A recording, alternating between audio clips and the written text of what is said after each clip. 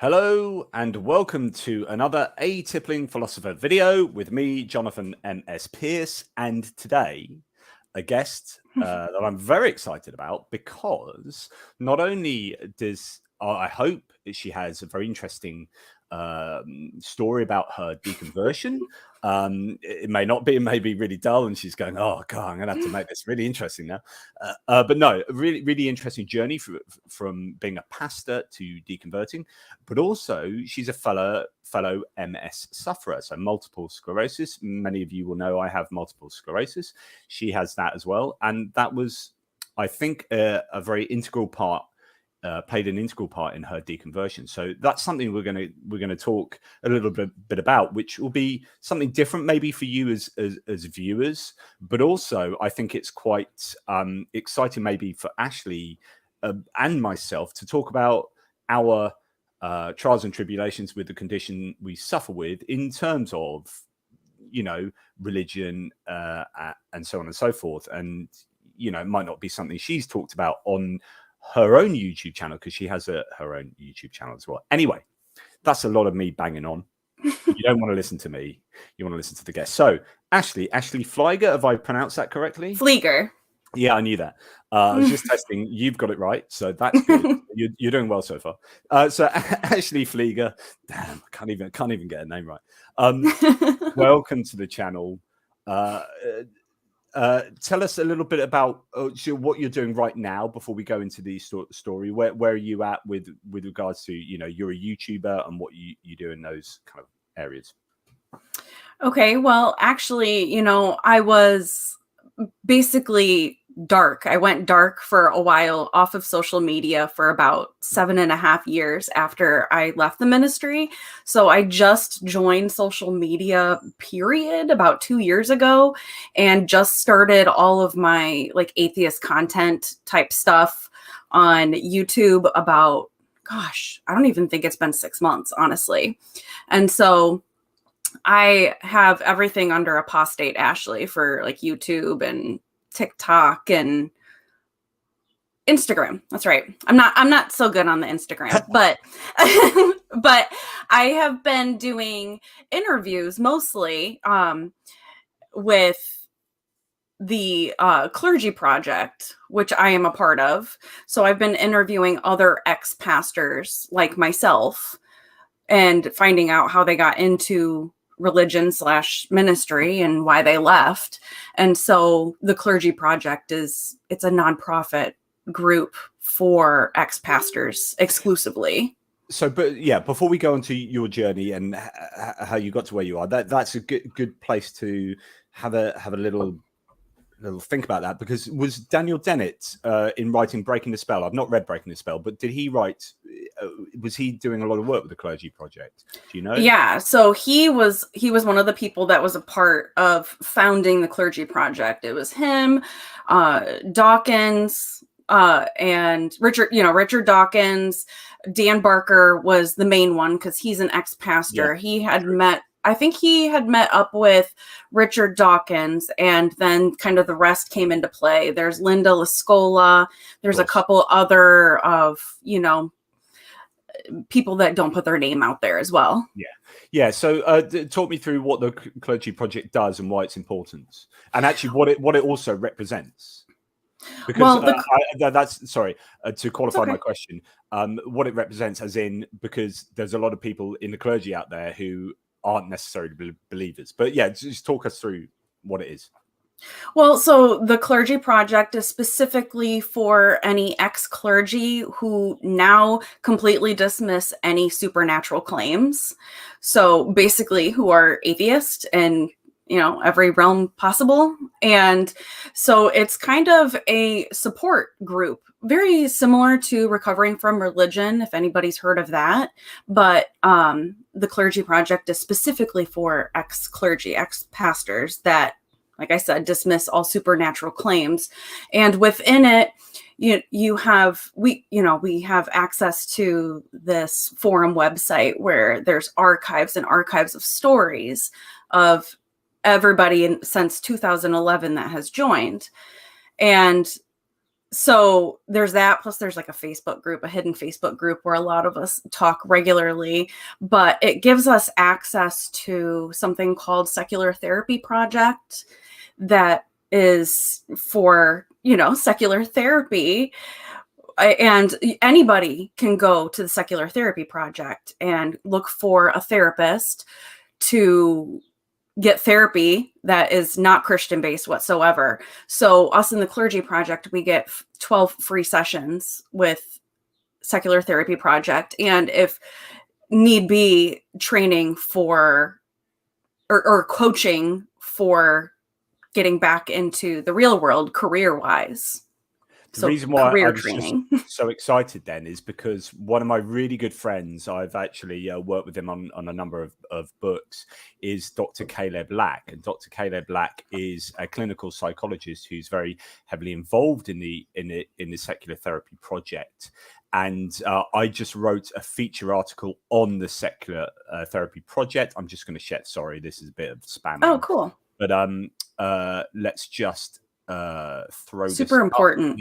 Yeah, and it's really interesting. So can you see that? It's the feature article is on Only Sky, when therapists push religion, and it's talking about there's a bit of data in there, but it's talking about and that's Dr. Caleb Black there. He's a legend, lovely guy, talking about the importance of being able to receive secular therapy. It's really important. There are so many therapists out there who push their religion my gosh, yes, their patients. Yes.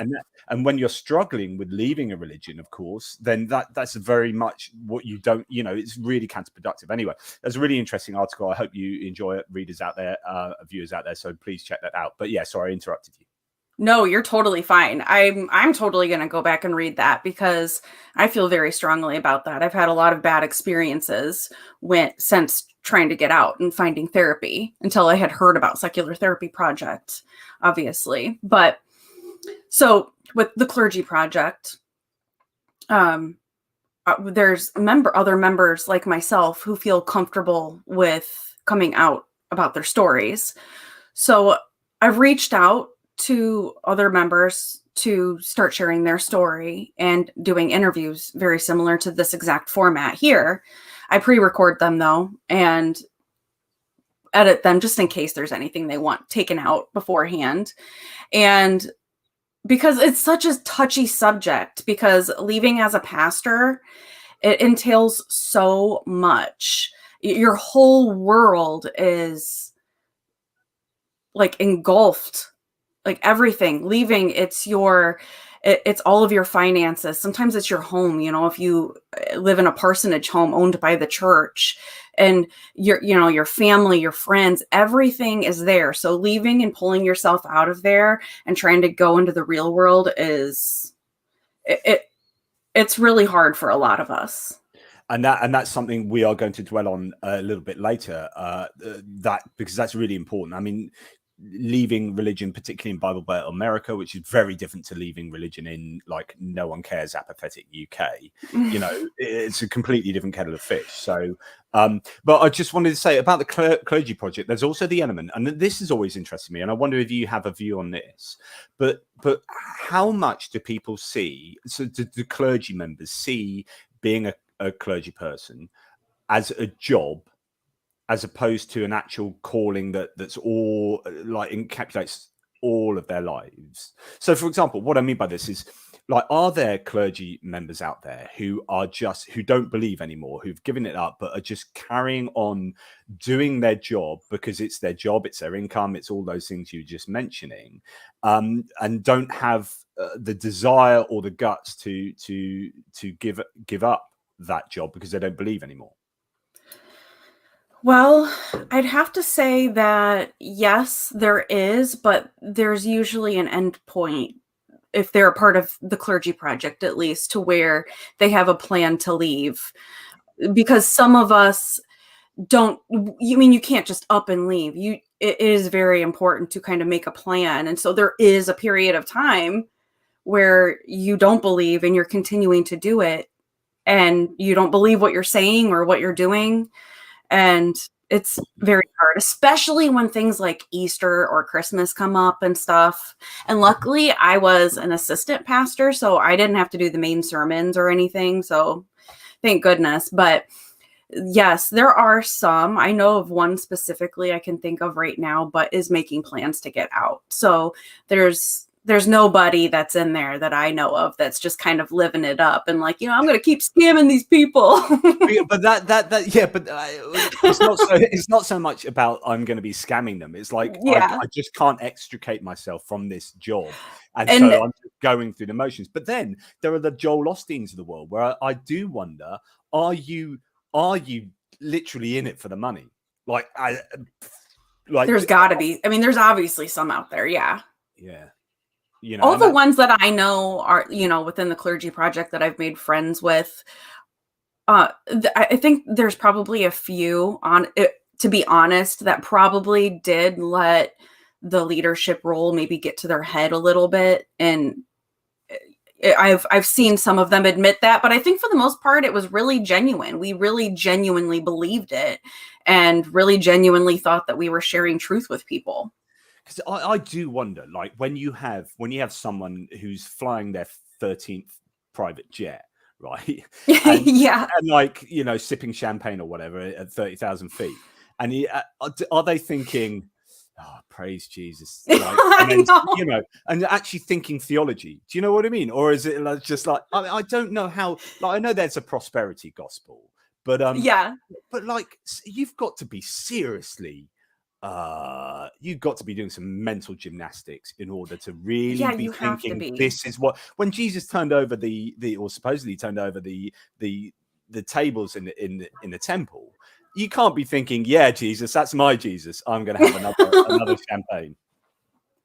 I know. And I think it would have been harder for me to get out if I was in, a mega church and was making a lot of money, but I was not. We did not make money. It was a very small, quaint church. And at times we were kind of poor, to be honest. So I didn't live that type of life as a pastor. And so let's get on to that. So, and by the way, thank you, Jake K. Hey, John, love your content. That means a lot. So that's why, I do this. Thank you. Well, it's not why I do this. I do this because I love doing it. Not because you love doing it, but it's a bonus if you love it too. But I'm going off on one. Ashley, your journey. Let's go back to the beginning because you ended up being a pastor. Were you one of the many people in America who was born into a religious family and therefore that was kind of where you were going to go? Or what was your upbringing? How did that play with where you ended up as a pastor? I mean, I kind of had a little bit of that from my family, but for the most part, I kind of actually joined church on my own around 12 years old. My mom did take me from the time I was like 5 to 8, but I got invited to go back to the same church for youth group, and it was a Pentecostal youth group, Assemblies of God church. And so I went there for youth group. Speaking in tongues. Oh yeah, speaking in tongues. Very first church service was an altar call where every single person was up there. I was the only person still sitting in the seats, but I remember it moved me. Can you explain an altar call to? I mean, British people just won't know what an altar call is unless. Yeah. Okay. So, an altar call is. It basically involves a lot of priming. If you've ever heard of the word priming. So in a Pentecostal or evangelical church service, the mood is set in the room. The lights, there's all the lights, there's fog, the atmosphere is set perfectly. The pastor will be, on the same mind length, I guess, as the worship team, and the worship team will play perfect music to get your emotions going. And then the pastor will start, calling out to the congregation, if anybody struggles with this or that and blah, blah, blah, and you want Jesus to save you from this and take over, something very moving. And it's a sign of giving yourself over to God physically by getting up from your seat and walking up to the front of the church, kind of in the front of the stage. There's not usually a physical altar, but it's just in front of the stage, in front of the, like on the floor. And some people will stand there. Some will go up and get prayer from people, members lined up to pray for people, lay hands on them and pray, speak in tongues. This is the ultimate kneel. virtue signaling, right? Yeah. And so the priming is a lot from the worship team and the things that the pastor's saying to really get the emotion that they want out of the congregation. And so that was a huge part of like all of my experience were altar calls. This is fascinating because, Jesuit priest says, give me a child at 6, give me a boy at 6, and I'll give you a man, right? Which is to say that, I can shape that person into exactly what I want them to be. And imagine you as a 12-year-old seeing this fantastical and believing it. So you're thinking, wow. I mean, like when I was 12 and going to chapel at school, I went to boarding school and whatnot. And it's like you go to chapel to just sit there and get thoroughly bored, sing some dirge hymns, and then, pick at the pews and then bugger off and do something else. Whereas like this, going in and seeing people having actual religious experiences in front of you as a 12-year-old, an impressionable 12-year-old, this is you getting inculcated into the cult. Definitely. And I will say, I was having some family struggles at home too. So it was a nice escape, kind of like a coping mechanism for me to be able to get out of the house. I won't go into that. There's a rabbit hole you've just evaded, though. Yeah. So I would go to church as a coping mechanism, and also later on in life, especially after I had left the church, realized that I struggled with mental illness my whole life. So I was chasing those highs in those Pentecostal services to go over and over again, to go get the high at the church service during worship and cry my eyes out, let out all my emotions, the intense emotions that I was naturally feeling because of the anxiety and depression that I've always struggled from. And then having the lows during the week to then seek out those highs again. Well, wow. And just the way you're saying that speaks to me so much of like how much this was about psychology, how much of church or religion was about the experience psychologically, but also the support psychologically, and you were in a vulnerable position. And that's not to say that's a bad thing. Like, you needed that support and you received that support. And and there was wonderful people that I met all those years too. Which this is a good point to say. Margaret had a great point here, and thank you so much for your support, Margaret. She said we were talking about Joel Osteen, he's very rich, and she's right to say, let's not paint all pastors with that brush, because that's a rare scenario. Most pastors do not own jets and are very sincere in wanting to work and serve a community of good people. I was an employee, but not a pastor, and this is what you were saying. So thank you, Margaret. That's you're really totally good point. And this was a kind of church that you were involved in. Is that right? Yes. I mean, the prosperity pastors that you see, that's just so in your face, that's so obvious in your face. That's what the majority of people see out there because they have the biggest audience. But the majority of us out there are just kind of, living very, very low, close to poverty level, or, just very comfortable. Yeah. And so when that was that's how you got into it. And then as you were getting older, were all your friends to do with the church? Were your friends were primarily through church or not? Well, I had my school friends and then I had my church friends. So I felt like I had a pretty big group of friends. They were very separate. My best friend was always atheist, actually. And her and I we didn't talk about it. And some of my school friends, I just respected them, didn't really talk to them about it. That's interesting. Yeah, it is kind of interesting because I don't feel like, I feel like through my teenage years, I was still somewhat cool. Like I still listened to cool music and I still was friends with just about anybody. But I was really innocent. I never like went to parties or anything like that. I had never been to one party throughout all of high school or anything. I never drank. Was that your own moral compass? Was it your parents, the scenario? Was it you just saying, It actually, was just me. the sort of person I want to be isn't the sort of person that goes to parties?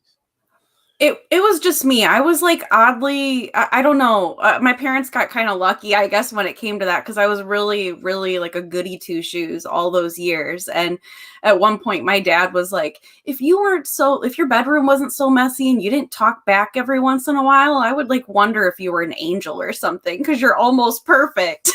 Oh, wow. And is the inference here that it all went wrong at the age of like 27 or something? No. Yeah. So okay, so you are now sort of getting involved in church more as an adolescent growing up. Yeah. How did you then become involved in, your eventual sort of being a pastor or assistant pastor? Okay, so I got involved in this group called Master's Commission.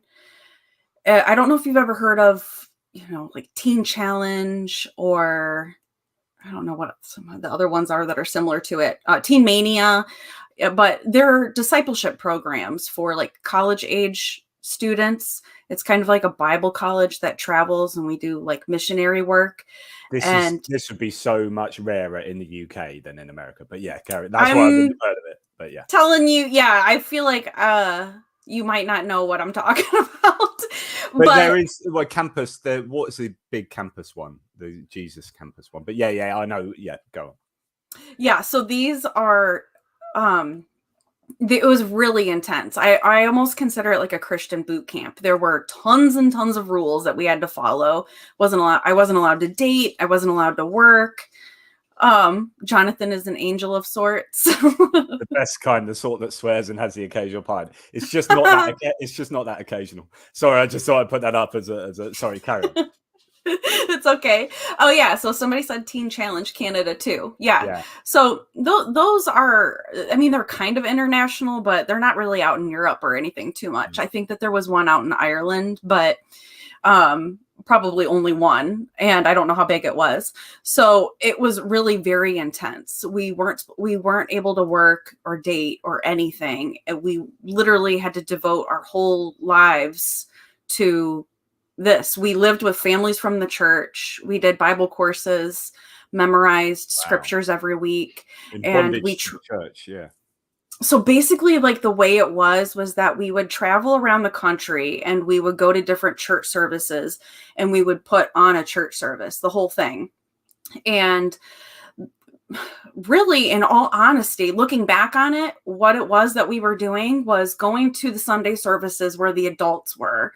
And we were basically doing a church service so that they would pass the offering plate around and give money to us. And then we would try to recruit their youth to come and join. And so we would also go to youth services, basically for the whole point of recruiting the youth to come and join our program. And so through that, I was a part of Master's Commission for about 4 years, I think it was. And I was a first-year student, a second-year student. I became an intern, and then I married the assistant director. And it's based out of a church. So that church that we were based out of, we kind of eventually phased into being staff pastors there. So when the Master's Commission kind of fizzled out, we had gone on from being assistant pastors to directors for about a year or two. And then it kind of fizzled out and we became assistant pastors of the church. And I was an assistant pastor for, I think it was for about 4 or 5 years. It was a total of 9 years that I was in full-time ministry between the Master's Commission and then going on staff. And what was your daily existence as a minister? I mean, this is just a life that's so divorced from anything I've experienced, but obviously. But what would you do? What was your sort of job description?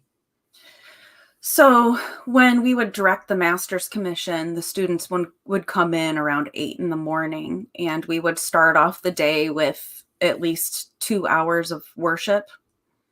And then the students would usually have a class. Sometimes I would teach those classes, the Bible courses, to the students.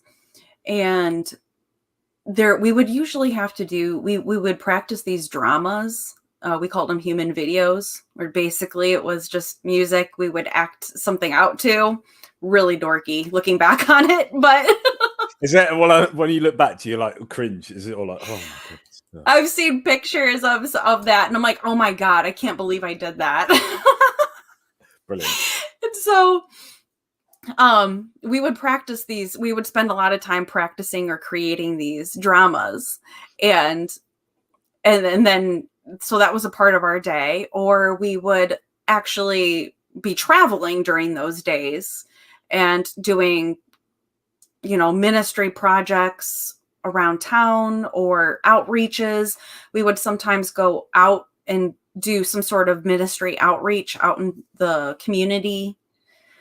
And oh gosh, we were dabbling in a whole bunch of stuff. When Master's Commission fizzled out and we were staff pastors, that became a little bit closer to part-time for me, because I became a mother around that time as well. And so I would go up to the church maybe only about 20 hours a week or so, and kind of help out with things during like the 8 to 5 hours, just a few hours a day, bring my daughter up there. She'd be, running through the halls, and we'd be doing stuff in the office, just kind of preparing for Wednesday or Sunday, because Wednesdays were youth group and children's church at Wednesday nights at 7. And then Sundays were the regular church services. So is when you said, that you weren't supposed to date and go to parties and whatnot. This is a church diktat, and then you're not supposed to date unless it's the guy that's running the church, and then that's fine, and then you can marry them. Was it fine? If you kept it in the family, is that all right? Yes. Oh my gosh, it's so much in the family. It's like a creepy circle. It's like. So when I had started dating my ex-husband, it was not like a natural, organic experience. The director pulled us together. The director of Master's Commission pulled him and I together in a room and was like, okay, so you guys have to stop flirting or decide to date. This isn't a good example to the students and whatever else. I don't know. So he made us decide in that moment whether or not if we were going to start dating. And then we had a meeting and we announced it to everybody else, and time went on. Sorry, I'm interrupting, but I'm just imagining if I used to run an office like before I became a teacher, right? But I can't imagine like getting to my employees and said, right, I think you two really need to start dating now, and I reckon somewhere down the line probably marriage, because this like I don't want to see across the office the odd nod and a wink here. Like, it's my duty as a manager to set you guys up. In fact, I might even pay for the meal tonight if we're going to sign it up here now. Let's do this. That's weird. It is very weird, and it was the same type of involvement in regards to our engagement and everything. Having to have a short engagement because of the temptation of having sex, because we obviously were not having sex. Major obs. We had rules around like when we first started dating, we had like this contract of rules that we had to follow, where we weren't allowed to kiss. We weren't allowed to be alone together. We could only be on group dates. So, then you weren't allowed to kiss. Is that in public or like full stop? At all. We weren't allowed to kiss at all. Oh my goodness! What right do they have to say that? And B, that's against like humanity and human like sexuality and all just human desires and I'm getting ranty. Sorry, carry on. I know.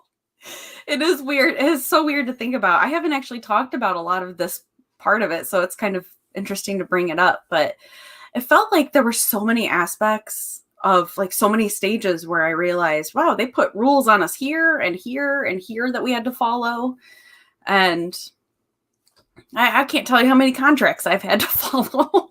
So when you say contract, I mean, how formal was that? Was it this just like, here's a written guidelines, or is like you have to follow this or you're out type thing? Or like, you know, how did that work? Yeah, it's like you have to follow this or you're out. And there have been some contracts, I guess that's what I call them, that I've actually had to have a copy of, agree, and sign. Wow. So you're literally signing some of these prenuptial, though no, not prenuptial. I don't know what they are. Like whatever. I was super high pressured by the JW. Sorry, this is James Appleson chiming in. He was obviously a Jehovah's Witness. To get married, the person they pressured me into marrying was extremely abusive. They convinced her that demons were why she was abusive and marriage to fix it. Oh my goodness! Are you freaking kidding me? That is so horrible. So damaging for like everyone involved. And VA, thank you so much. VA is such a wonderful supporter of the channel. When I was 19 years old, I joined a fringe AOG. So I keep seeing AOG. Assemblies of God. Right, thank you. A fringe AOG ministry, and we were a traveling salvation show. Big tents, and porta potties. What a life! Wow. So I mean, 666. I like that. That's cool. yeah. It's always a pleasure, never a chore. VA, thank you so much for your for throwing that in there. So. Wow. So here you were. That sounds very similar to what we did. Absolutely. Yeah. So you were in this, effectively, to me anyway, it sounds like a sort of cultish environment. Totally. But still, as you say, a quaint church environment. So there's this kind of weird tension where they are nice people, but behind that niceness and that supportiveness, there is also, you have to be like this. So and you were a pastor for a number of years, or assistant pastor. So what then started? Did you? Okay, before we get to that, because this is something I want to know. Sorry, I'm just. How well versed were you in theology? Like, I'm quite interested in how everyday pastors, how much they read about the subject in depth and know about the theology of the things they're talking about in sermons. To be honest, myself, and I feel like all the people even now that are still in it, that are teaching, and because I occasionally will go and watch like their live sermon and stuff and see what it is, like the church that I was at, what they're still preaching on and stuff. And I still feel like God, they don't even know their own freaking book. And so that's how I feel about myself looking back on it. I feel like, especially in the Pentecostal evangelical churches, it was all about experience. And if we did read the scripture, it was all of the feel good stuff, hanging out in the New Testament. I personally didn't really go in the Old Testament too much and read all of that crazy, hateful stuff. I feel like I know so much more about the entire Bible and the whole story of it all, and maybe the reality of it all, way more now than I ever did then. Well, as I say, like, one of the best ways of deconverting is to read the Bible, Yeah. And so, but I find that really fascinating, because that shows a real shallowness to maybe a lot of pastors, general and lay people and people that help at churches, a general shallowness, and it is more about the experience and what the church is as maybe a social network and everything else around it that informs then some kind of strong faith, but the faith is only veneer thin in terms of theology. And only sharing those feel good things, like I'm talking about from the New Testament and things like that. It was really just, for me, it was innocent. And I feel like a lot of them, it was innocent, where we were sharing the things that would motivate people, that would help them. And some of that stuff in the Old Testament was just too heavy. So that's totally true. The reason, one of the first things that I did to start my whole skepticism journey was to actually read the Bible from beginning to end. I hadn't done that before. I was in the process of going through Bible college, and it was literally the last semester, because I had actually been learning about a lot of it in the history.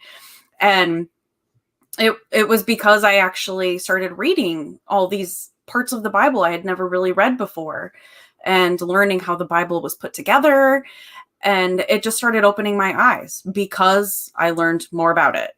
but yeah, and you hear this a lot in like divinity schools and Harvard and Yale and wherever.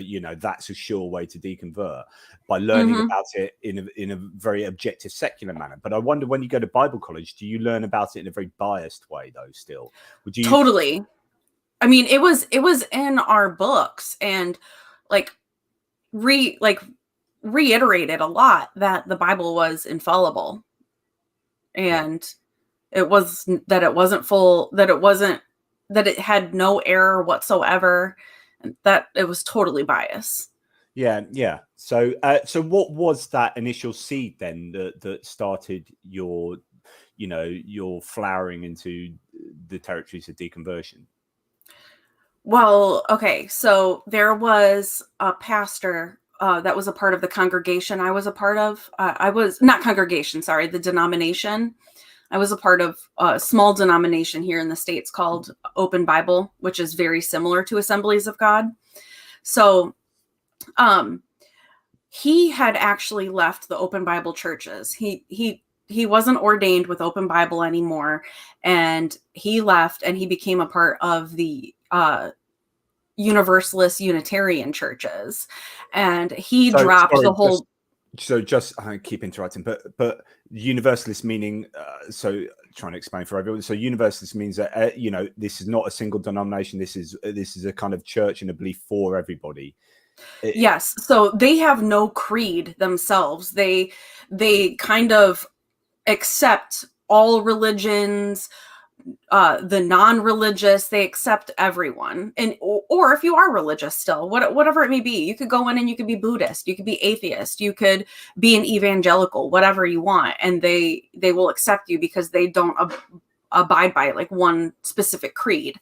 So this pastor that was a part of the same denomination I was friends with him on Facebook and everything. He was a much older man too, so it kind of shocked me that he left and became a part of the UU churches. And on his Facebook, he started talking a lot about how hell wasn't real. And I started joining in a lot of those conversations. And a lot of the people from his congregation were also joining in. They were all super nice people. And they started sharing a lot of resources with me because I was debating with them about how hell was real. So anyway, I ended up finding out that hell's not real. The long and the short of it is, I lost the argument. Right? I did. I lost the argument, and it was like one of those. The things that they were pointing out to me were the original words that hell was translated from: Sheol, Gehenna, Tartarus, and Hades. And when I learned the meanings of those words and just kind of put it all together, I was like, oh my gosh, the Bible doesn't even really support a literal hell. And from there, it was the realization that there was no evidence of Jesus, at least not sufficient evidence, especially for, his divinity. And so when I found out that there was no evidence of Jesus, because for some reason, for many years, I thought that the Bible was the most like historically proven book in all of the world. And because that's what I was told. Yeah. And I found out that that wasn't true. So as ridiculous as that sounds, I feel like a little kid saying that now. No, but not at all. I mean, this is a really common thing. I mean, it happens in many different ways. So some people find that the Old Testament is it's a house of cards, right? So some people find it's the Old Testament that is the one that starts unraveling everything, because the New Testament is built on the foundation of the Old Testament, and the Old Testament is so problematic, from whether it be like morally problematic or historically problematic or whatever. Or some people find it's heaven and hell, or hell particularly, and that starts everything unraveling. But it is like that sweater, you pull on that thread and things just come apart. Yeah. And, here in the States, this was when I started questioning, it was around the 2012 elections here in the States. And so there's always really important topics that come up. And that was when I started realizing how much the church was very anti-gay.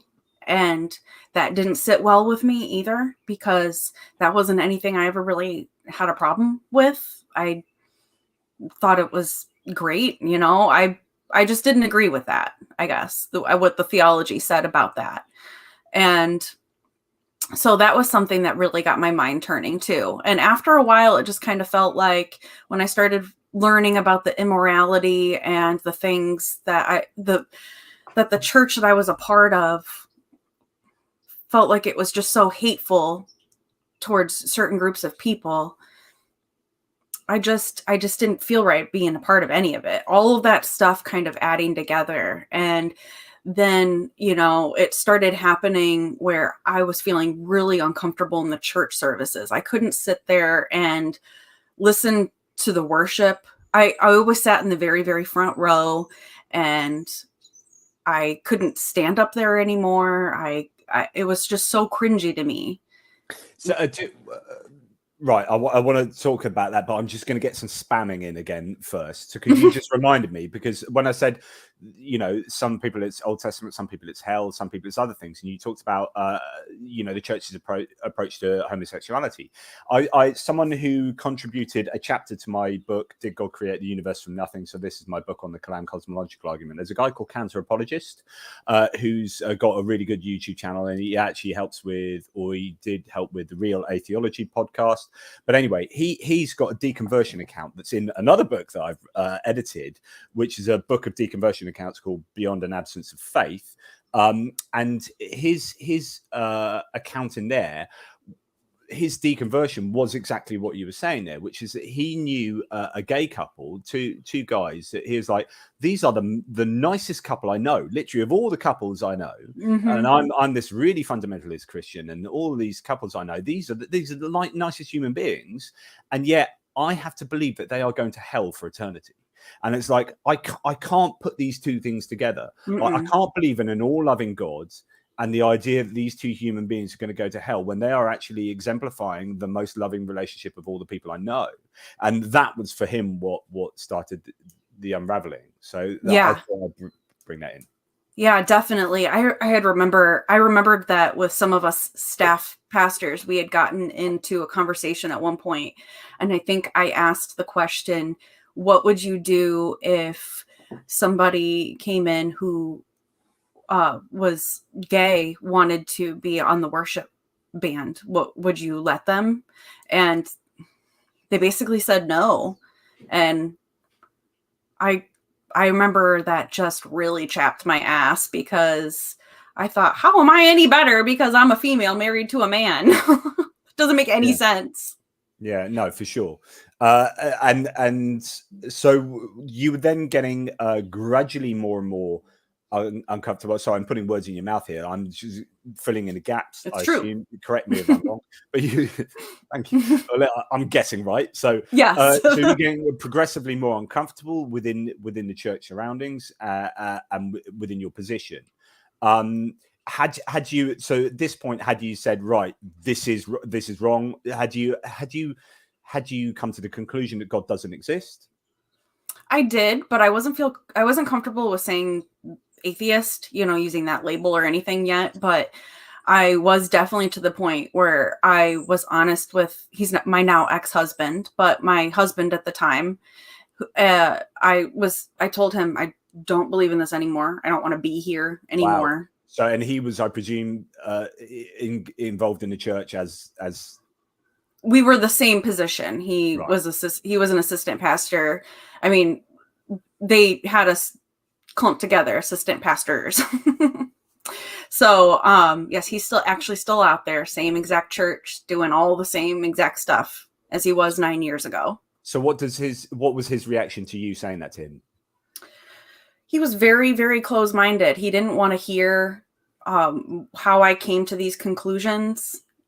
And well, because that would protect him from coming to those same conclusions by not burying your head in the sand is just one way of dealing with it. That's basically what happened. It was the whole thing, looking back on it, it feels so abrupt how, I came out and I was open about that. And then things really quickly started unraveling. I felt a lot of control, and from the church, especially the senior pastor, they were putting a lot of rules on me. They were wanting to have a lot of like accountability meetings with me, pulling me into meetings with all sorts of different leadership in the denomination. And so I eventually, basically what I did was I saved money for a bus ticket. I got one for my daughter and I packed a suitcase and went back to Ohio. So I was out in Iowa pastoring, and they're about 10 hours away from each other. So I left there, got on a bus and went back to live with my family. So you got out of Dodge. So, Yes. and how did your family react to this? Because, well, first of all, that's a really brave thing to do, by point of fact that I assume your entire life was, as you said earlier, job, financial security, network of friends, network of support for all kinds of issues you might ever have, all of that. And then you have to actually bite the bullet and say, yeah, I'm going to forgo all that because I can't do this, and I'm going to be brave enough to get out of Dodge, go back home. So talk a little bit about how difficult that was and how your parents reacted, or your family reacted. Well, I'd have to say for the most part, my family, my mom and my sisters and my stepdad, they all reacted really pretty well. I felt a general sense of support from them. Not as much from my dad and stepmom. They were the ones I had moved in with when I first went there. Because when I left, like you said, I literally had nothing. I didn't have a car. I had no money. I had nothing, just my suitcase. And so I was at my dad's house, and I was kind of at the mercy of my family to kind of help me get on my feet. I just needed just needed to stay with them for a little bit. I was looking for a job. My mom eventually helped me to get a car and everything. And I eventually did well and was able to live on my own, as a single mom.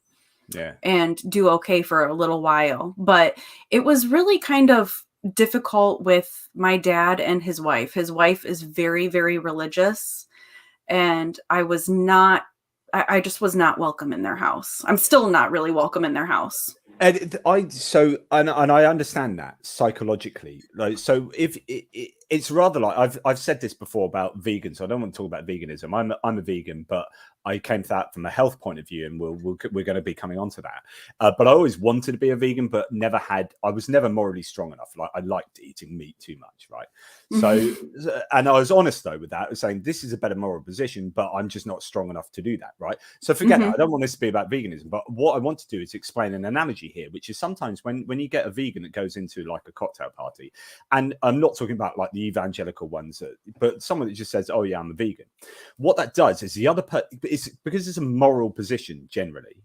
It's saying that I have taken the moral decision to be a vegan, right, and therefore this is morally the better position to be. So what that does is it implicitly says to the other person, "Well, I'm not a vegan."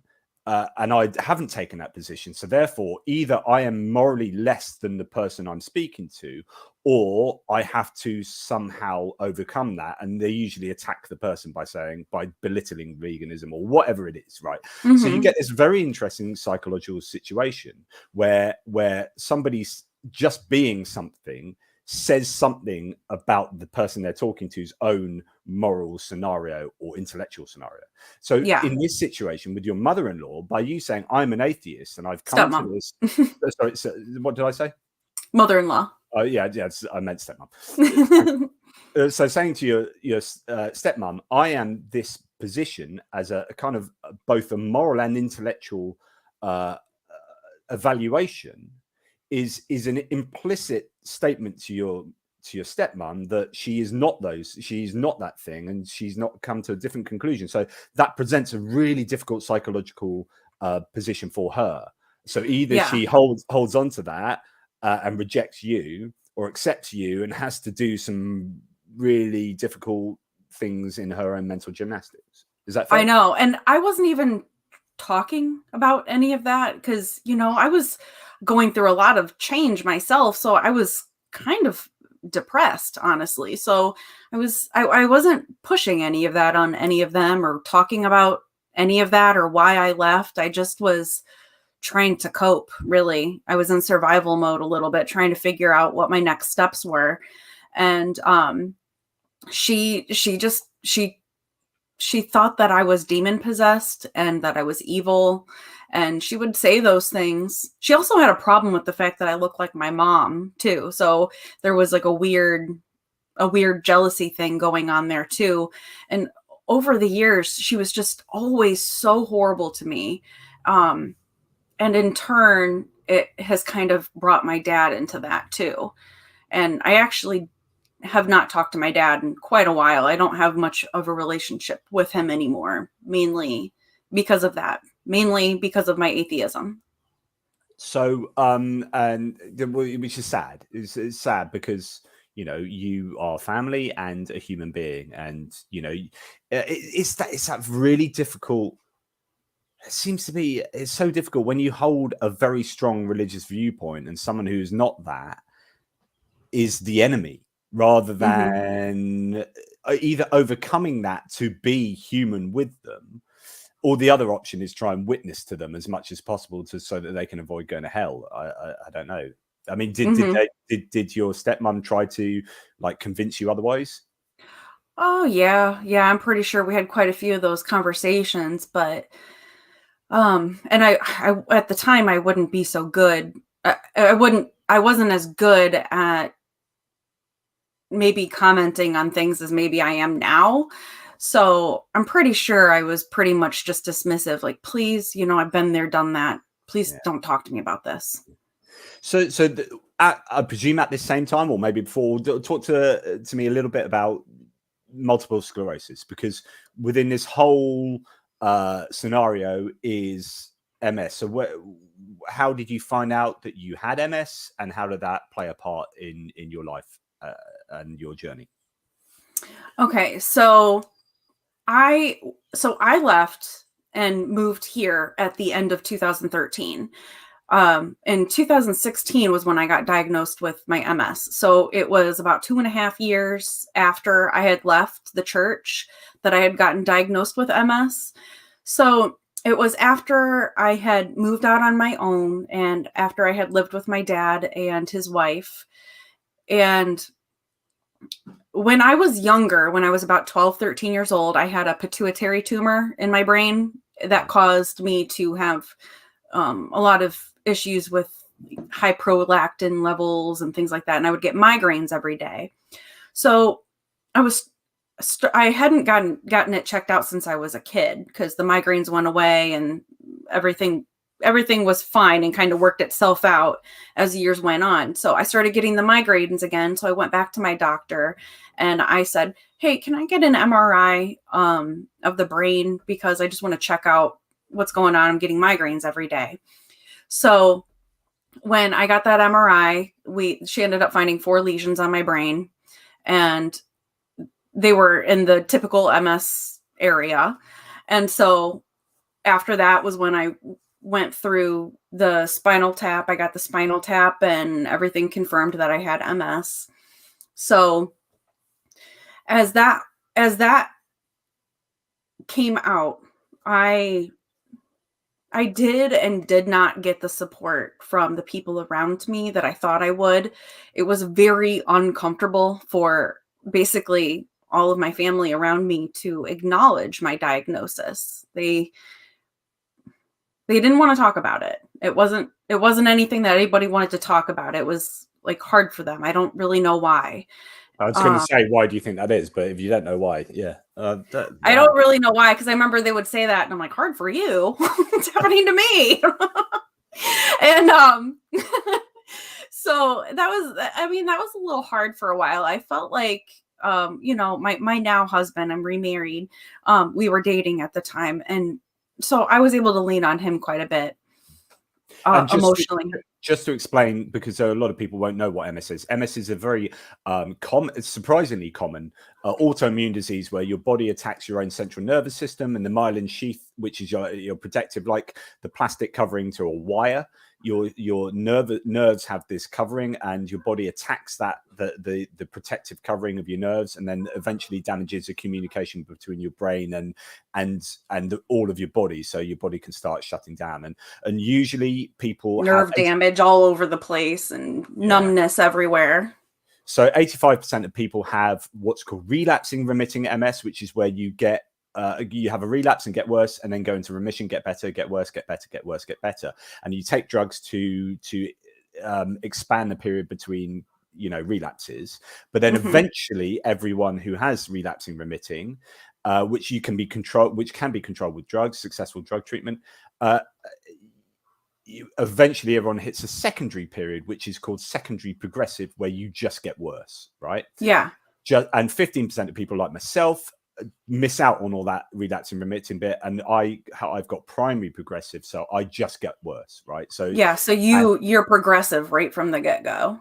Yeah. I'm relapsing remitting, and I have not transitioned into secondary progressive yet. So so I don't know what it is, like what your experience is necessarily when you get hit with a new lesion compared to me.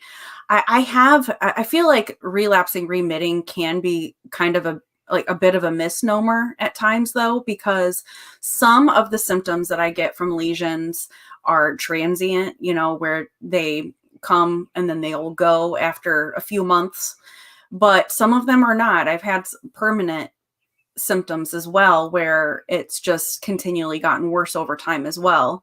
But I'd have to say that the ones that's from are because I've had a pretty massive lesion in my brainstem, and I don't have any on my spinal cord like you probably do. Yeah, I do. Right. Yeah. So I'm thinking probably because it's down further in my brain, closer to the spinal cord than the ones up here. That one's like a 2 centimeter long lesion, like sclerosis means scar. So multiple sclerosis means multiple scars, lesions on your brain. So your brain gets lesions which are abnormal scarring, basically. And the further down, like if you have them on your sort of spinal cord, I think it's more to do with movement, general, like mobility and stuff. I think they'll affect more. I don't know, that might be wrong. No, you're not wrong. That is true. Spinal cord lesions typically are a lot harder to overcome from, because when you do have lesions in the brain, your brain has other pathways at times that it can take to kind of compensate for the shortcomings of what is happening due to that lesion. Whereas in the spinal cord, it doesn't really have anywhere else to go. So you and I, MS is a really variable thing, right? And so you can have like 10 people in a room with MS, and they've all got entirely different symptoms. It's just it is pretty crazy. So totally it can be mobility to vision. I don't have vision problems because primary progressive generally doesn't, but optic neuritis, which is something that relapsing remitting people get. So you can, like, when you go for a relapse, you might go like blind for a little bit, or your sight will be affected. So short-term memory, you and I will probably struggle to find certain words sometimes. Cognitive issues, I have memory problems, and short-term memory, cognitive load, so multitasking and all sorts of things. But my walking's pretty bad at the moment, and my balance is rubbish. Like I couldn't run without sort of falling over, and all sorts of things. Then you get digestive problems, altered sensation. I can't feel my fingers, for example, which means like, doing DIY is really or anything really small is really difficult. I drop things all the time. So anyway, loads. The point being that the variety is huge, but then eventually your body just, in the worst case scenario, you basically can't move. You're bed bound or having to be moved around. You can't even eat. Like you have to, So when it's at its worst, your brain is just failing to get the messages to pretty much everywhere in your body. That's a depressing end of it. Yeah. Sorry. Wait. Come on, then. I know. Give us a smile. It's such a mystery too. It's scary because you don't know what the future is going to hold. Like, how bad is this going to progress? How bad is it going to get? But I will say, I know that you did stem cell and you've had a lot of success with that. And I started Ocrevus, which is kind of like a form of chemotherapy. It's It, the it only targets drug. certain B cells, huh? That's the only drug for primary progressive in the UK. And when I was first diagnosed, there was Mm-hmm. no drug. They literally said, "You've got primary progressive. Good luck. Live well. Go on then." So I went and did research and found out about stem cell therapy and went to Russia and Moscow and had stem cell Mm-hmm. therapy. It's amazing, and it's plateaued my MS. And my MS is at the moment, fingers crossed, plateaued. Although I'm slightly worried because my walking is getting a little bit dodgy. Anyway, sorry, back to you. That's okay. Yeah, I know somebody else that actually went to Russia too, that went through the whole thing. But I think that they're probably only like a year after that whole thing. I think that it was pretty successful for them as well. I have heard that there are some that do start on Ocrevus a couple years even after stem cell too. But I love Ocrevus. I was really scared just because it's intravenous, meaning it goes straight into your vein. And I'm one of those people that has allergic reactions to medication. So I've had like anaphylactic reactions to some of the medications that have been given to me, one of them being Tecfidera. And so then I was on the Ocrevus, and oh my gosh, I feel like so much closer to a normal person than I was before. There was a period of time where I couldn't move 5 feet on my own. Like I couldn't walk 5 feet. I was using one of those like old people rollators around the house. Yeah. And a cane for a while. I mean, I did kind of make it look cool, but I haven't had to use any walking devices for like over a year. Amazing. That's amazing. Yay, science, right? Yeah. Well, yeah. So, okay. So God, right? Mm-hmm. Right. So when you were, sorry, and if I'm interrupting, if there's anything else you want to say about your stroke. So you were diagnosed with MS. Was there at any point where you went, "Oh my goodness, I'm being punished for being an atheist. Maybe God exists"? Funny thing that you say that. No, I did not think that, but my stepmom pointed that out to me. She said that to me. She said, God cursed you because you're disobedient to him because you walked away from him. How did that make you feel? Oh, I was so mad. I was so angry. I was like, oh my God, you're just trying to like dig at me right now, because I knew that wasn't true. It was just so hurtful. Like, how could somebody feel that way about me? I just want to say, and this might not be anything to do with what we're talking about just now, but I did want to say this because it came in earlier. Thank you, Jake. Again, really, really, really generous. Thank you. Jake K says, to be honest, religion generally, Christianity specifically, is cancer and frustrating to deal with in the modern age. It contributed to so much suffering, which is I won't disagree with at all. I'm going to just flip that and say, there's an interesting thing. I'm going to use this as a way to segue into my next point, which is suffering is arguably dealt with in two ways, and any kind of trauma is dealt with in one of two ways if you are a believer. And if you're a believer that's struck with great suffering, and that could be as much, you could be in Auschwitz as an Orthodox Jew or something, and say, right, how I believe in omni-God, this all-loving God. How is it that I'm suffering so much? And there are, as I say, two ways. Either I reject God doesn't exist because I can't put that together with this suffering. There's a problem of evil on a very human level here. How am I suffering, and how is God all-loving? I can't do that, so therefore I reject God. Or you jump into God even more and say, this is the only way I can understand my suffering and the only solace I can get from suffering. And you use God as a comfort blanket and say, it'll all be right when I go to heaven as well, and blah, blah, blah. If you don't have God, well, A, do you kind of agree with that? And B, if you don't have God, how did you deal with this? Did you feel that you didn't have as much in the repertoire to deal with this, given that you didn't believe in God anymore? It was really hard to deal with. I no longer prayed. I didn't have all of the people I would have had before to lean on.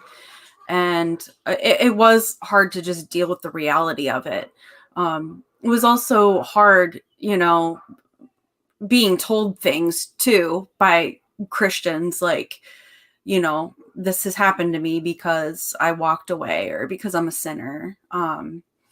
and this is all my fault. I'm being punished. And those things were hard to deal with. But I'd have to say that as time went on, especially as like, I don't know, after the first like 2 or 3 years after diagnosis, I was just really able to accept it for what it was and just kind of roll with the punches and really lean on myself. I didn't have the need to have that support as much as I did in the beginning either. It's not really even something that I talk about with any of them anymore. It's just, I kind of stay away from the whole subject with certain people and kind of learn how to deal with it myself. And at the same time, it hasn't been too bad the last 3 years or so. I haven't had any relapses, no new lesions. Wow. So it hasn't been too depressing either. Yeah, that's really great, because I mean the nature of it is you're only as good as your last week, so you've always got that hanging over you, which is to say, I always think about my HSCT as work, but my walking is really bad at the moment. Is that because I've sat on my ass for 2 years in lockdown, staring at like video cameras like this, talking to people around the world but not moving? Like, is that why my walking's bad, or is it you know, what X, Y, and Z? And you start questioning whether, you know, but you always have it looming over you as like, is this going to be that progression? You know, is this all going to go downhill from now? You know, how do you deal with that? Do you just put it out of your mind, or do you know, how do you cope? Well, at first it was just kind of like a lot of crying and whining and complaining, probably. I had a hard time dealing with the diagnosis. Mine felt really aggressive at the beginning. I just kept getting hit with lesion after lesion and having a hard time getting around. But then I'm sorry, what was the question? That's MS. You know, you've just answered the question perfectly. You have just given the viewers, like, that's MS right there. That's just like da da da da da. Where am I? You know what? I talk about some quite in-depth stuff on this channel when I'm doing like stuff on like slavery or this and that, and like, you know, I'm taking a or when I'm being interviewed by Derek Lambert on Myth Vision and talking about previous books and like the exegesis of the resurrection and all this kind of stuff, and I am flying by the seat of my pants. I'm like literally at the max my brain can be, and I sometimes I'm listening to myself and thinking, thank God that made grammatical sense, because like, I'm not even sure, like, you know, I'm just like come on, I can get through this. Do you feel that? Do you know, how confident are you in your brain? Oh my gosh, it's really bad. Sometimes I know exactly what I'm going to say, but don't interrupt me. Like it happens a lot, like in conversations like with my ex-husband, or not my ex-husband, my current husband.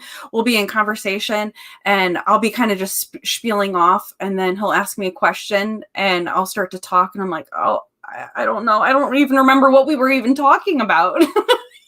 Well, you've done really well, and I do apologize because I do keep interrupting you at the moment more than I have done recently. No, you've actually interrupted me at good times where I was kind of done with my thought, honestly.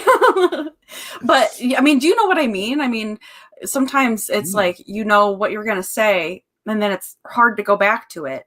So and then sometimes it's like you forget what the whole conversation was even about. Yeah, so you know, MS is like getting old. Basically, like when I talk about my symptoms to older people, they're like, yeah, that's what I experience. Yeah, it's because like I've got old. I've got like 40 years older, like that. So I like walk into a room and go, what the hell am I doing in here? I came in here for a reason, and then I have to rewind. I'm constantly rewinding, going like I'll be trying to say something to my partner. I'm like, I've forgotten what I was going to say. Let's rewind. Where was I? What was I thinking? And there's, you know, it's all these kind of things, which are all pretty normal and stuff, but they happen an awful lot. But it is like being an 80-year-old person. Yeah. No offense to 80-year-old people. Yeah, I do feel like an old person sometimes. I feel like I aged quite a bit in a lot of ways. I even went to my neurologist and asked if I could get like a neurocognitive assessment to see what my baseline was cognitively. and follow that over time, because I feel like there's been a decline in memory. And have you met other people with, because the nature of this is you often join groups, support groups and Facebook groups of people with MS and blah blah blah. Have you met sorry yeah, sorry, go ahead. have you met other people who are still in the faith and dealing with MS, and how do they deal with the fact that they've got a condition and God exists and God loves them? Yeah, I mean, like in the Facebook groups and stuff, I don't even really go into the MS support groups anymore too much. I actually have one created myself. I made one a while ago, and there are some that will attribute how well their MS is doing to God and say praise God and things like that. But I don't really comment on any of that. I don't really say anything. If that makes them feel good, then whatever. But actually, a couple of the friends that I know in person that live here in town with me, one of them was a part of the PTO, parent teacher organization, with me at our kids' school. And another one was introduced to me by one of those ladies too.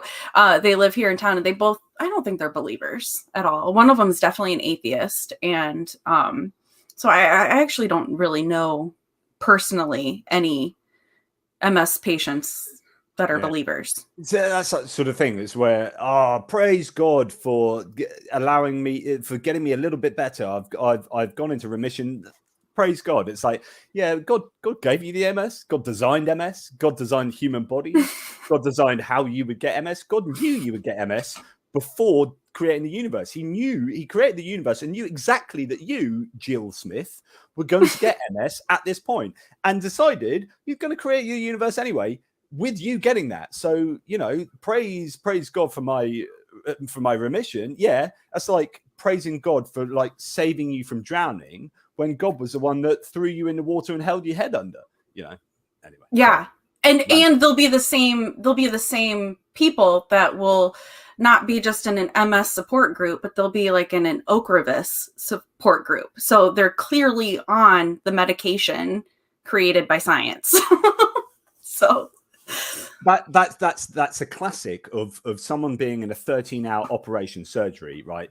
Old Jimmy's getting some heart bypass or whatever. 13 hours, 3 surgeons, 12 professionals, thousands of hours of man hours of training. And science stood on thousands of years of previous science, and it comes out, the surgeon comes out, it's been a successful surgery, Mrs. Smith, and she goes, thank God. He's praying for this, thank God for the successful surgery. He's like, hang on, we just worked. Am I chopped liver, man? What? That's really difficult, and I had to train really hard to get that done, and this is like on the shoulders of giants in terms of science. So thank you very much. But yeah, thanks God, whatever. Yeah, I know. So many people do that, and I do see that a lot, but I don't want to associate with any of those people, so I don't befriend them or anything. So now that you are an atheist and an atheist with MS, how do you what's your interest in religion still? I mean, you said you're an active member of the Clergy Project, and that's something that obviously is important to you.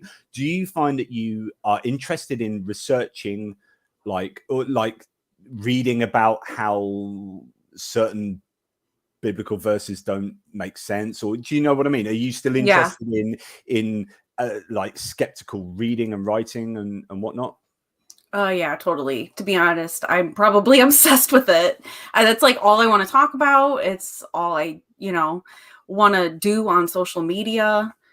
I love the topic because it was such a big part of my life. And after 9 years, I'm still unraveling a lot of it. And coming across scriptures or different stories and realizing the truth of it. And it feels endless, the realizations. Do you feel resentful? Because I know some people that leave religion get angry because they think they've been lied to and hoodwinked.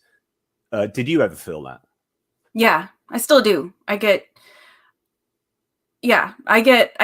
I kind of get upset thinking about it. I do know that I was young leaving, and so I have a lot of my life ahead of me still, but I spent so many important years of my life doing something that really didn't benefit me in the long run at all. And I didn't have any of the normal experiences in my 20s or teens or anything like that.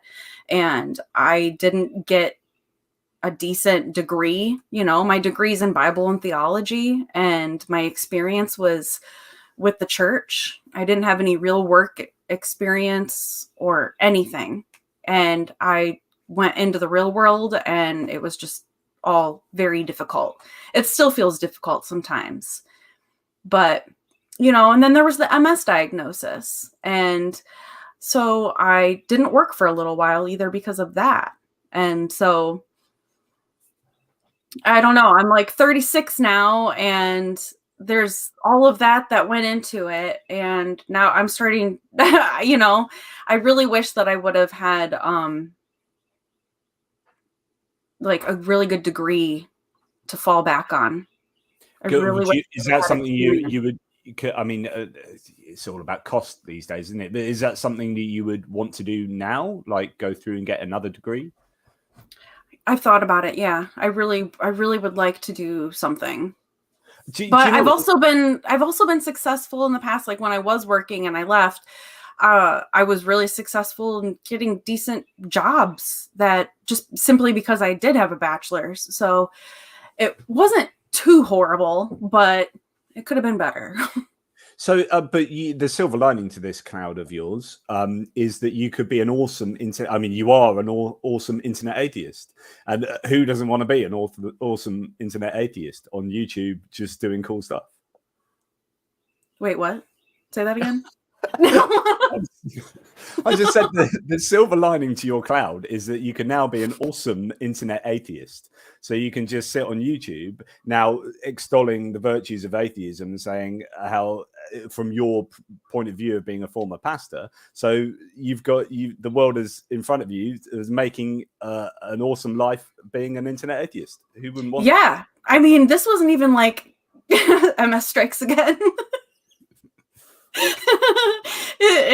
That's the hard part about going live sometimes, is because that's like when the cognitive fog, or let's just make it short now, cog fog or whatever people say, when that kicks in, I'm like, oh my God, what is happening right now? Where am I? What's this conversation?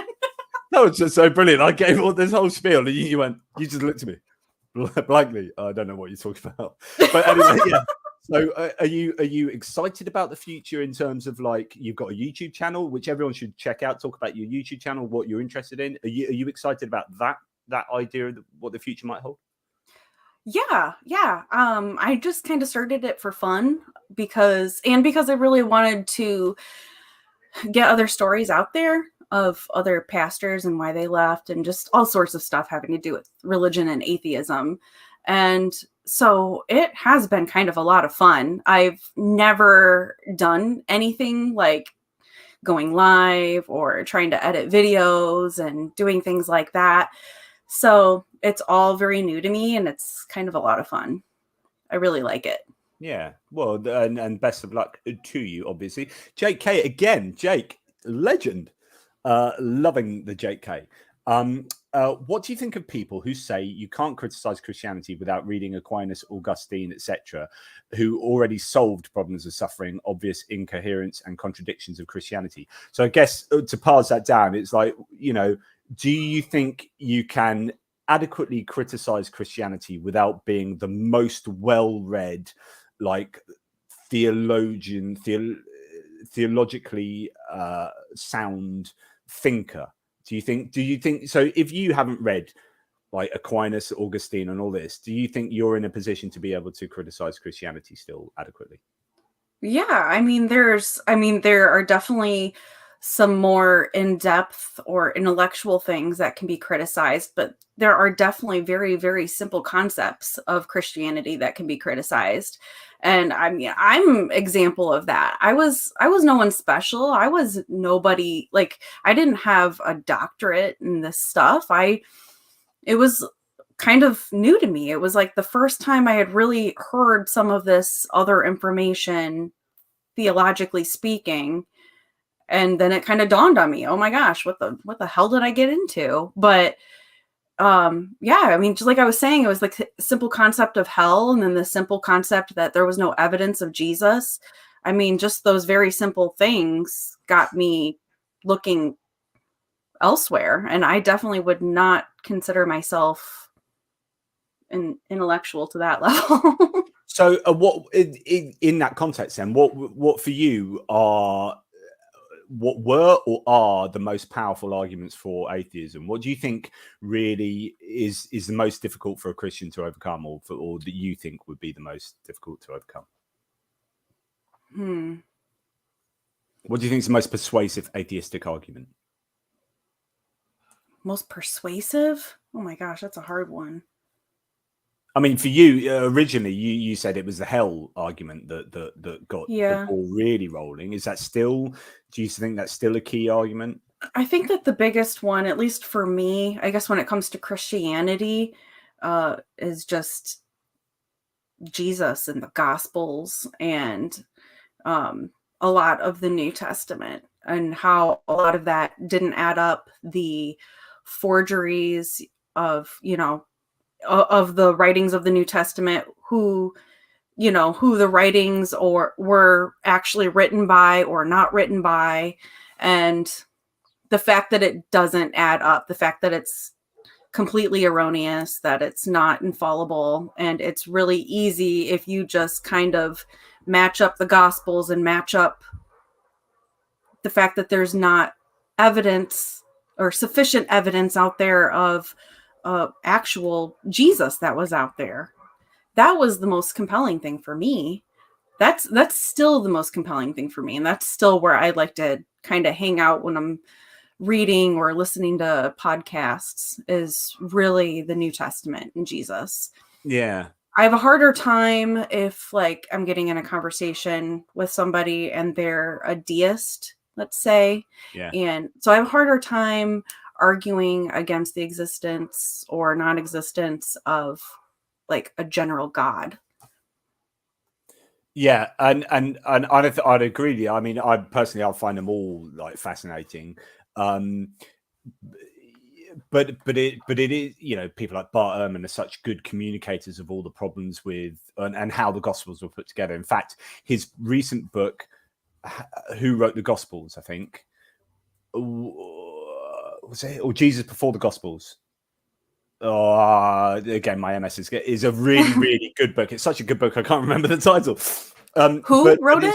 There was someone in the comments, or it's like Jesus Before the Gospels. I think it was all about like finding out who Jesus was before the actual Gospels were written, and what that character was, and how the Gospels were written, and how memory works, and if these were written 50 years plus after the death of Jesus, or 40 to 80 years after the death of Jesus, then how, by people who didn't know Jesus and were living in separate places, then how reliable are these accounts going to be? What's memory like? What happens when we pass stories from community to community to community to then eventually getting written down? And of course, it's thoroughly problematic.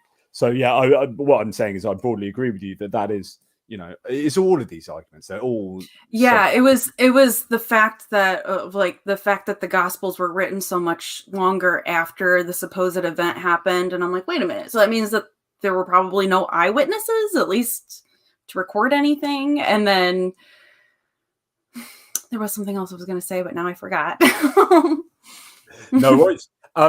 James very kindly mentions, I'm going to send you this book because I think you might really like it, because 30 Arguments Against the Existence of God, Heaven, Hell, Satan, and Divine Design. So this kind of idea, heaven and hell don't make sense. Forwarded by Dan Barker. Yes, forward by Dan Barker. And I almost mentioned this earlier when you mentioned Dan Barker. I love to spam my books in there.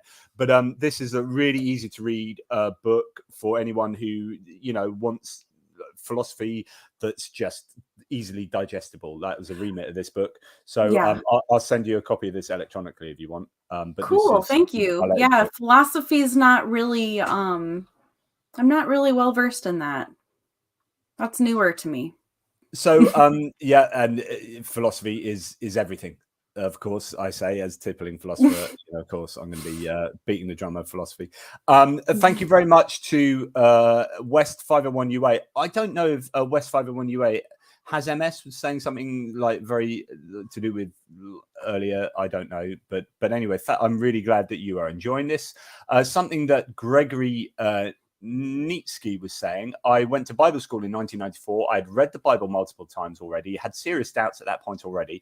I went to Bible school to get over doubts. 2 years later, I graduated as an atheist. So it's, read the Bible. That's what happened to me too. That'll do it. Sorry, excuse me. So what a few questions before we sort of start sort of bringing things to a close. In leaving religion as you did, and we know the difficulties in doing that, and the challenges, as you were talking about, like your whole life was in the church and in the church society or community. Now, as an atheist, outside of that, is there anything you miss about that? What do you think is a struggle for you now in not having, in terms of that former life? I really miss the community of it. I really miss all the friends and the people that felt like there were a lot of people there. Thank you. I really missed the relationships I had with people, but looking back on it, it was very conditional. Yeah. Very conditional, because once I left, it was as if we had nothing in common anymore. Right. So these really seemingly strong relationships you had with your colleagues or the congregation that were ended up being paper thin. Is that what do you mean by that? Do you mean that there aren't people that you can have those sorts of relationships? What was it about those relationships that was different from relationships you could have now?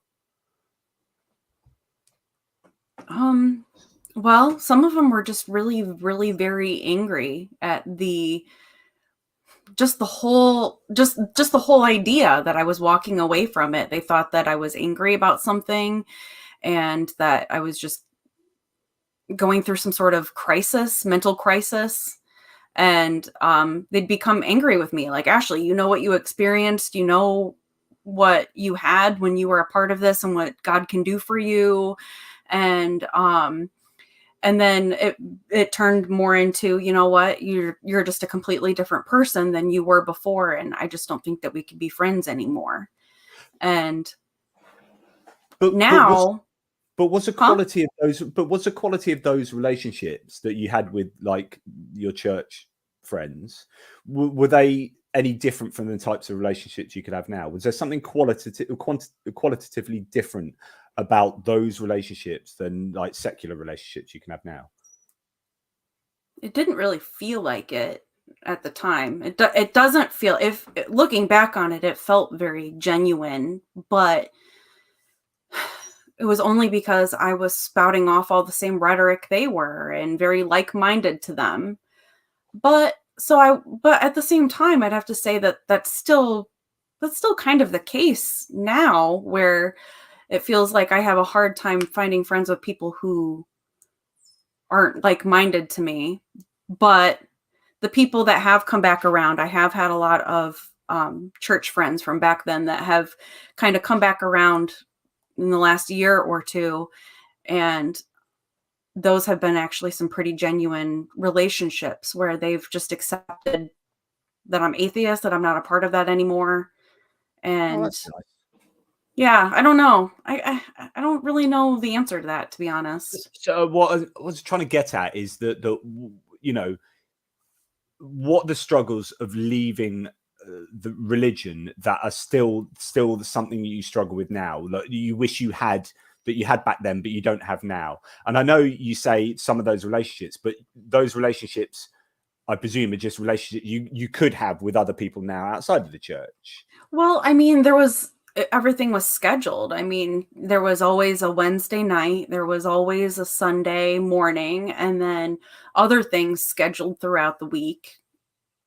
sporadically. And so I was always seeing the same people, all my friends on Wednesdays and Sundays. And so it was like the same people all of the time, regularly. And now I don't regularly see people anymore. Right.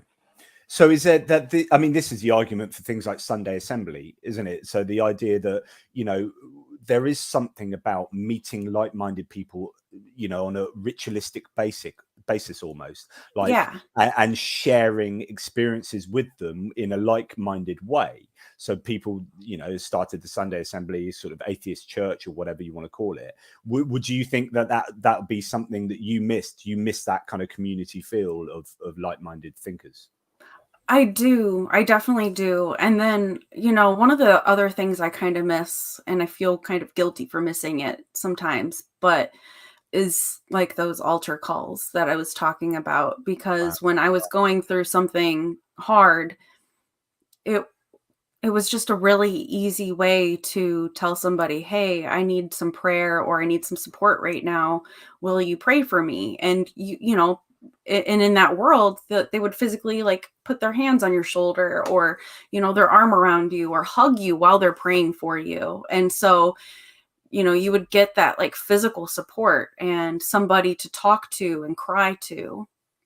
Wow, that's really powerful. So there, it's you miss the real psychologically functional aspects of that church environment, such Mhm. so how powerful is that you could, I mean, if you look back at your former self, do you think you would just that level of spirituality you're going through was just obviously like psychology and your brain firing and stuff?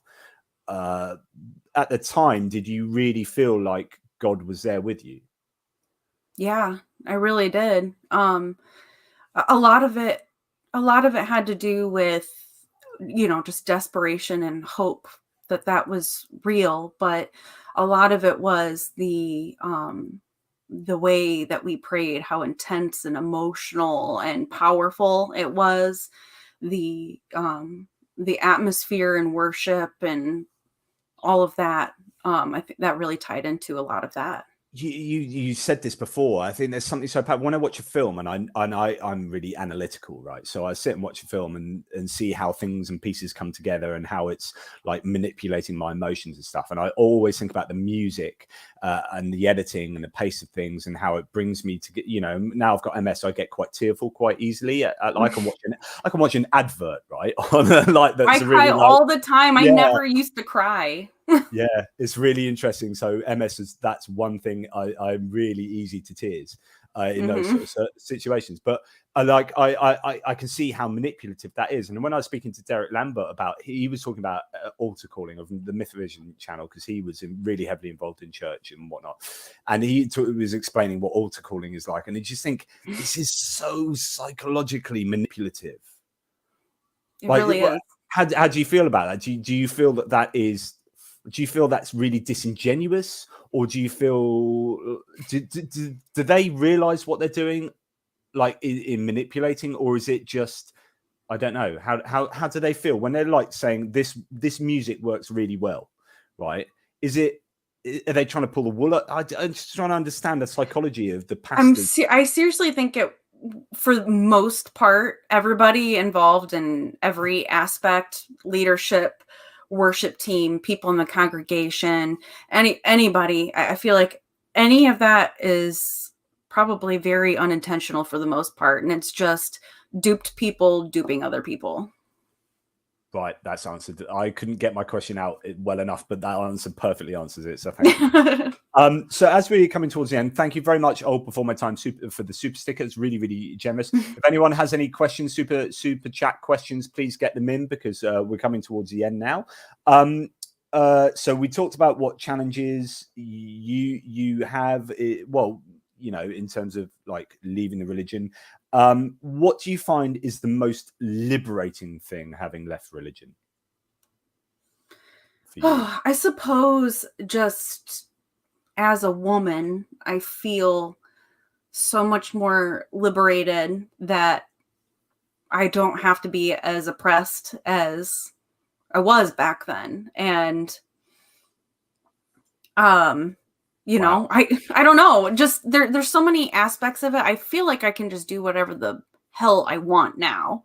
Whereas I didn't feel that way before. I felt like I had to check in with my ex-husband, check in with the pastor, and run everything by the other men in my life. And now I can be my own, strong woman. I can wear whatever the hell I want now. I can drink if I want to. I can cuss if I want to. I don't know. It's like it's like you're 18 again. Oh my God. It's like I'm a teenager. I swear. Sometimes it feels like I'm returning back to the 12-year-old me. Yeah. I can swear now. My mum's not here. My dad's not here. I can swear now. Yeah. But that's really, but that's fascinating. And like how constricting that lifestyle really was in a way that you perhaps didn't realize to the extent until you leave it. And you're like, and it seems so obvious to me, like I could do what the hell I like. Of course I can. And of course I can. And it should be that way. Whereas you're like, I can now do literally what I want. And I couldn't before. Like, wow, must blow your mind. Oh, they have altar calls at funerals. Yeah, they do. I've seen that before.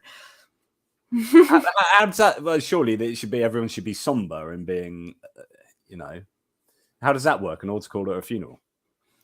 It's so messed up. It's like a lot of these church services or funerals where the people, like the family that puts the whole thing together, they'll basically have just a Pentecostal service put together. And so there's literally worship.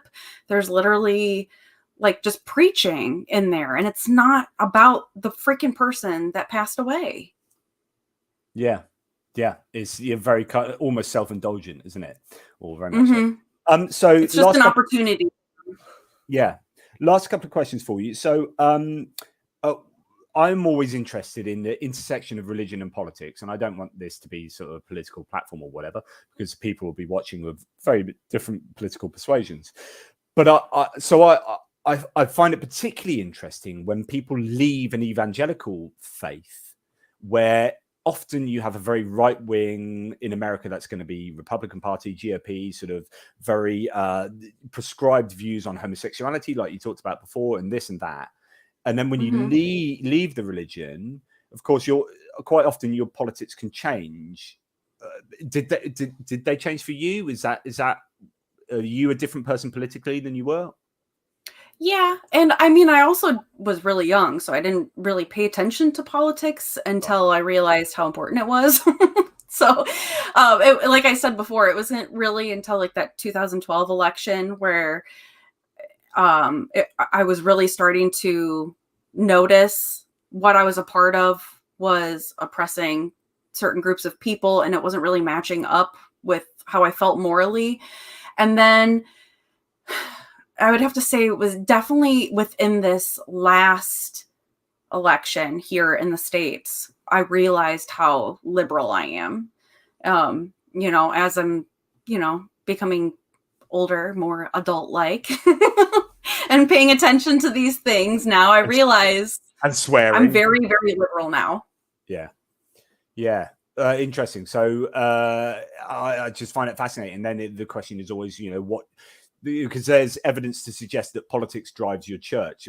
So in other words, people's politics has primacy and people's belief actually it sits above that. So if your church doesn't agree with your politics, you're more likely to leave the church and find a church that does, rather than change your politics. So I always find that interesting. Yeah, I remember when we pastored, the senior pastor brought all of us staff pastors together and told us that we all had to vote the exact same way. So I was like, oh yeah, you know what? I'm going to vote the opposite. So I did. Rebel, good on you.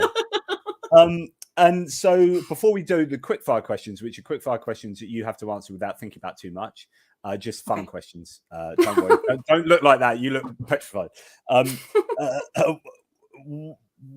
What are your hopes for the future? I know we sort of touched on this a little bit, but what are you interested in? Where do you want to see your life going? I would like to be independent.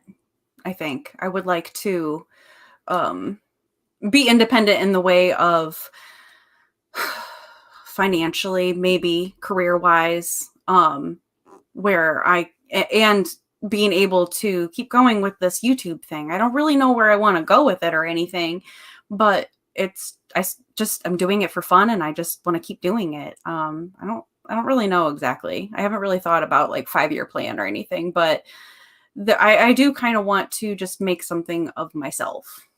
Yeah. Oh, brilliant. Oh, Somehow. best of luck to you. Your YouTube channel, what is it? Where should everyone go? Please go and subscribe right now, everyone. Well, not right now, in a minute, later. Apostate Ashley. Everything is like under Apostate Ashley. So like that, TikTok and Instagram, I'm on there. Like I said, I don't do as much on Instagram, but definitely YouTube, Apostate Ashley. And then also Twitter. I do the Clergy Project Twitter. So that's just at Project Clergy. So please go and check Ashley out in all those places. Really, really important to help support her work. My sister wrote my dad's eulogy 5 months ago, and it was an 11-minute preachment of hell threat recruitment for her Christianity to a captive audience where no one felt free to object or to walk out. That's terrible, isn't it? That's real. That's super terrible. Yeah. And Mark C., my Pentecostal father, thought the Bible taught socialism and complained that conservatives only care about the rich. Well, the Bible teaches whatever you want it to teach. So, and this is I'm doing some work on slavery at the moment in the Bible, and essentially.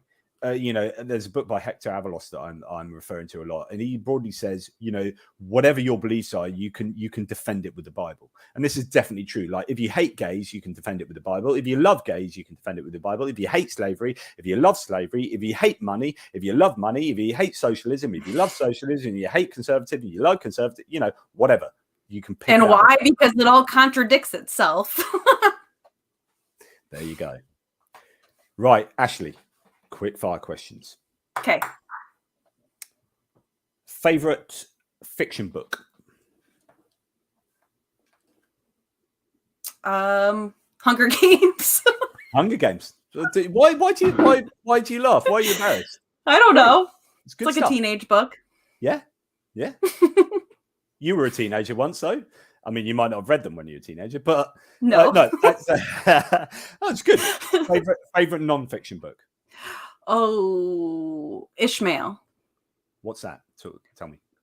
It's by Daniel Quinn. It's so good. It's I don't even know how to explain it. It basically talks about the earth, or our world, and how we came to be as a species between the two different kinds of people, the people that take from others and force others to leave. It talks about like just how the world has changed since the agricultural revolution. Brilliant. So Ishmael, check that out, peeps. Good. Excellent. Favorite film, favorite movie? Ooh, good. Hunger Games 1, 2, and 3, and 4. I'll just say Dumb and Dumber. I love Dumb and Dumber. There you go. Favorite TV series? Handmaid's Tale.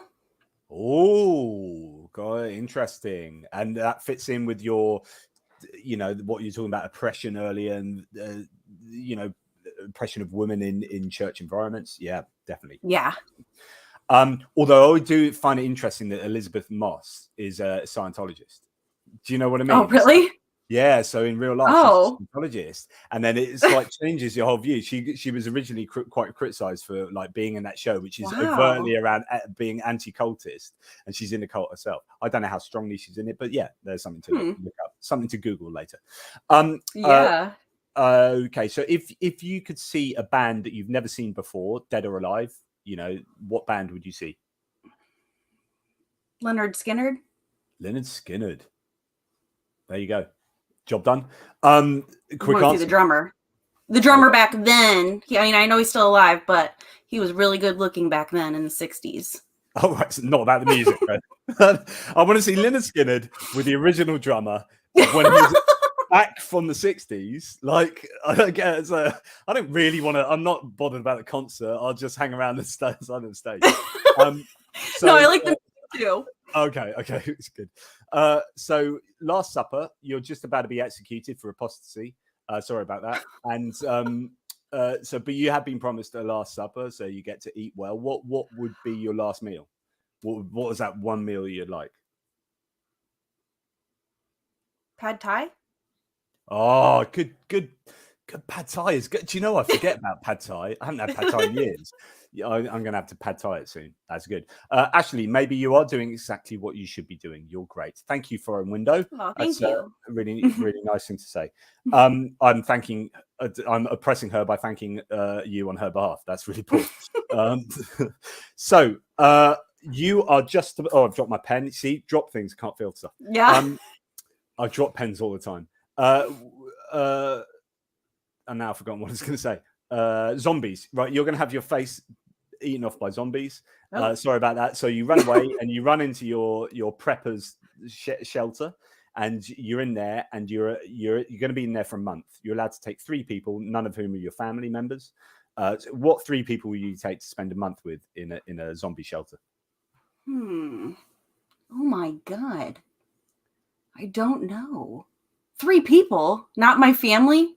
No, yeah, that's correct. Neil deGrasse Tyson. There you go. You thought it was going to be hard. Straight away, Neil deGrasse Tyson in there. Neil deGrasse Tyson. Snoop Dogg would be fun to hang out with. This is like you're going to be living as a teenager. You're going to be smoking weed down in this like zombie shelter. It's like, why do you think I invited him along? Yeah. So you got Snoop Dogg, Neil deGrasse Tyson. Who else? Oh, I'm gonna go with Cameron Diaz. I like her too. Cameron Diaz, interesting choice. Have you ever seen? I go down rabbit holes on YouTube, and I've watched loads of Kay and Peele, they're comedy sketch writers. And have you seen the Neil deGrasse Tyson sketches that they've done? No.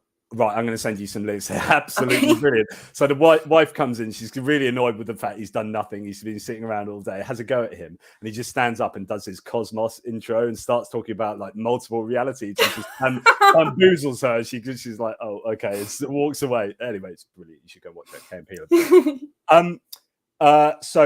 Thank you. That's the quick fire questions. I think you did really well there. Thank you. It gets it's an opportunity for people to get to know you a little bit better.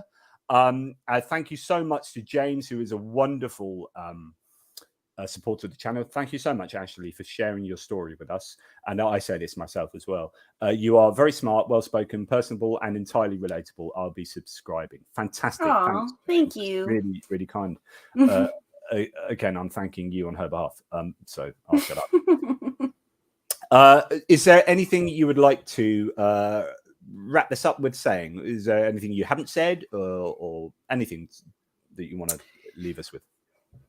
Not really, no. This was a lot of fun. I really appreciate the chance to talk about my MS. I don't get to talk about that very much. So, no. This was a lot of fun. I appreciate it. Yeah, no worries. And, you're always welcome back if you're doing, or if you just want to chat about anything about your MS again. I'm sure people want to hear. But if you want to talk about the Clergy Project, things you're doing with that, or whatever, you're always welcome back, as are all my guests. So thank you very much.